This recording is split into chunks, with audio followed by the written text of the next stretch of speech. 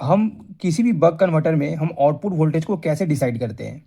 तो जनरली जो buck converter का जो फॉर्मूला जो होता है वो होता है V out equal to D into V in, जहाँ पर हमारा वी आउट होता है आउटपुट वोल्टेज और डी हमारा होता है ड्यूटी साइकिल और वी इन हमारा होता है इनपुट वोल्टेज। यानी हम ये कह सकते हैं कि जो आउटपुट वोल्टेज होता है वो हमारा डिपेंड करता है ड्यूटी साइकिल पर।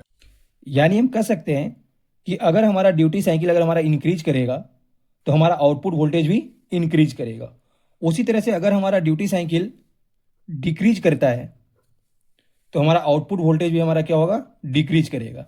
यानी ऐसा इसलिए होता है कि जो आउटपुट वोल्टेज होता है बक कन्वर्टर का वो डायरेक्टली प्रोपोर्शनल होता है हमारा ड्यूटी साइकिल का। हमने एक यहाँ पर एग्जांपल लिया है, यानी हमारा इनपुट वोल्टेज जो है हमारा बक कन्वर्टर का वो 12 वोल्ट है और ड्यूटी साइकिल जो है वो 25% है। तो इस बक कन्वर्टर का आउटपुट वोल्टेज कितना होगा?